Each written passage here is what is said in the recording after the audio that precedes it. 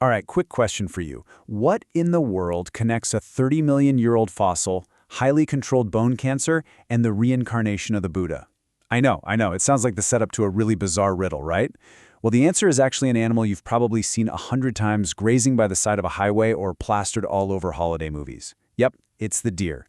We're going to unpack this whole mystery today, and trust me, we are uncovering some wild secrets about a creature most of us just completely take for granted.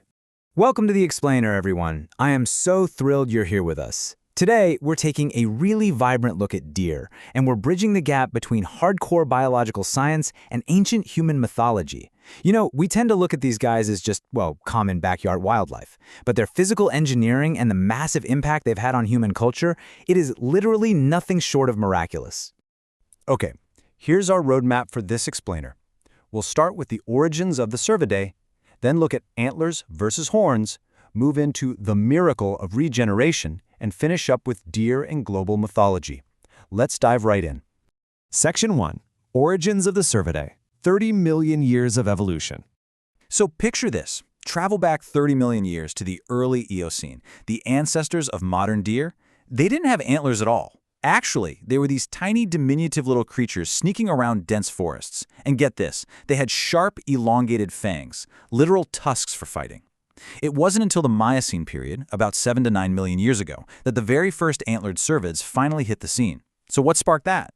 Well, the massive Tethys oceans started shrinking, opening up these endless stretches of grassy plains across Europe and Asia. That meant a ton of protein-rich food, populations boomed, and over millions of years, they made this incredible evolutionary trade-off. The aggressive tusks slowly vanished, replaced by the complex, ornamental antlers we'd recognize today. And by the time we hit the Pleistocene, about 2.5 million years ago, this biological experiment had reached absolute epic proportions. And when I say epic, I mean monstrous. Seriously. Enter Megalocereus giganteus, better known as the Irish elk. We are talking about an absolute beast standing over 6.5 feet tall at the shoulder alone. But the crazy part?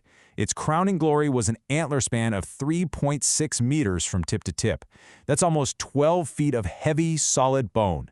Just imagine an animal casually walking around carrying the entire width of a compact car on its head. It's insane, but it perfectly captures the absolute extremes biology can pull off when natural selection pushes the limits. All right, moving to Section 2. Antlers versus horns, decoding the biology. Look, people mix these terms up all the time in everyday conversation, but biologically speaking, antlers and horns are fundamentally different. Horns, like the ones on cattle, sheep, or antelope, they have a bony core wrapped in a permanent, tough keratin sleeve, and keratin is literally the exact same stuff your fingernails and hair are made of. Horns grow continuously your whole life, and they grow outward from the base. Antlers, though, they are a total biological anomaly. They are deciduous bone, which means they are completely shed and totally regrown on a regular cycle. Oh, and unlike horns, antlers grow from their tips, not their bases. That one specific feature makes the deer family entirely unique in the whole animal kingdom. Nothing else out there works quite like this. Which brings us perfectly to Section 3, the miracle of regeneration, nature's extreme engineering. The way this actually happens is wild. It's essentially real-time, visible evolution unfolding in just a matter of weeks. First up, a permanent bony base called a pedicle forms right on top of the deer's skull. Then, at the very tip of that pedicle, a cluster of unspecialized cells called a blastema just starts dividing at warp speed. During this rapid growth phase, the antler isn't hard bone at all. It's living, super-sensitive soft tissue wrapped in this fuzzy skin called velvet, which is just packed full of blood vessels pumping in nutrients. Finally, as the seasons change and testosterone levels skyrocket, a process called mineralization kicks in. The blood supply gets entirely cut off, and that soft tissue crystallizes, hardening into solid bone from the tip straight down to the base. The velvet dries up, falls off, and boom, you've got a pristine, fully formed weapon. But okay, brace yourselves, because here is the single most astonishing fact about this whole operation. Antler growth is technically circumscribed osteocarcinoma. Yeah, you heard that right. It is a highly controlled form of bone cancer. Growing up to a full inch of bone every single day requires a level of cell division that is, at its biological core, cancerous.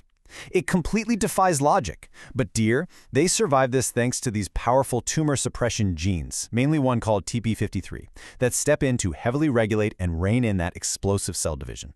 Because their bodies are supercharged with these genes, a deer's overall cancer rate is actually 5 times lower than other mammals. They literally hijack a deadly disease, domesticate it, and use it to build their crowns every year.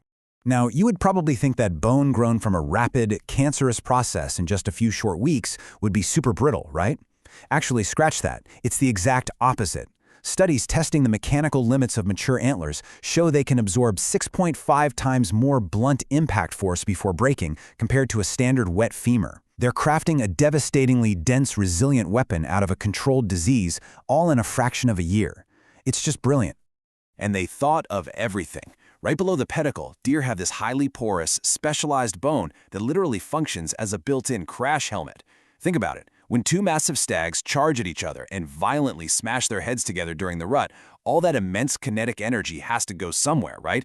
This porous area acts like a biological shock absorber. It dampens the trauma, dispersing that blunt impact force out and away, saving the deer's brain from basically being liquefied. So they aren't just carrying natural weapons, they are sporting highly sophisticated evolutionary engineering marvels built to handle massive kinetic energy. Finally, Section 4. Deer in Global Mythology, From Science to Spirit. So is it really any surprise that ancient humans saw these guys as totally supernatural? I mean, imagine watching a majestic creature shed its massive bony crown, only to magically regrow an even bigger one the next year. In Buddhism, the ancient Jataka tales often show the Buddha reincarnated as a wise, compassionate deer. In ancient Celtic myth, deer were known as fairy cattle, herded by massive otherworld figures like the Kaliak Bira, linking them right to the spirit realm. Over in Hinduism, you've got the famous deceptive golden deer Marisha from the epic Ramayana. And deer even serve as the chosen form of the goddess Saraswati. And for the Huichol people of Mexico, a magical deer is the ultimate provider, sustaining the physical body with maize and the spiritual body with peyote. And we see this deep, universal reverence permanently etched into history across continents that had absolutely zero contact with each other. The powerful Celtic figure Cernunnos is famously immortalized wearing huge stag antlers. The ancient Hittites worshipped protective deities depicted literally standing triumphantly on the backs of stags. In China, beautiful spotted deer have this immense medicinal significance and are always shown hanging out with the god of longevity. And in ancient Greece, you have these breathtaking mosaics, like the one from Pella, showing Alexander the Great locked in this dramatic stag hunt. All of these entirely disconnected cultures looked at the physical reality of the deer, the speed, the strength, that impossible endless regeneration, and they completely wove those traits into their own ancient ideas of eternal life, rebirth, and divine power. It all boils down to this. The biological reality justifies the mythological reference. Remember our riddle at the start? The 30-million-year-old fossil, the bone cancer, the Buddha? The truth is, our ancestors didn't have a clue about cellular mitosis. They couldn't sequence a TP53 tumor-suppressing gene in a lab. But they saw the results right in front of them. They stood in the woods and watched a creature pull off an impossible biological magic trick every single year. They watched it cheat death to regrow a piece of itself from scratch. A deer's very real, scientifically miraculous ability to endlessly regenerate bone directly inspired humanity's deepest, most enduring legends. So the next time you see a deer just quietly grazing by the edge of the woods, take a second. Remember, you aren't just looking at an animal. You're looking at a 30-million-year evolutionary marvel. You're looking at an absolute master of cellular regeneration and a living, breathing piece of human mythology. And it really makes you wonder, if extreme biology can so universally inspire our greatest global myths, what other profound scientific truths might still be hiding behind our oldest legends? Thanks so much for joining us on this explainer. We'll see you next time.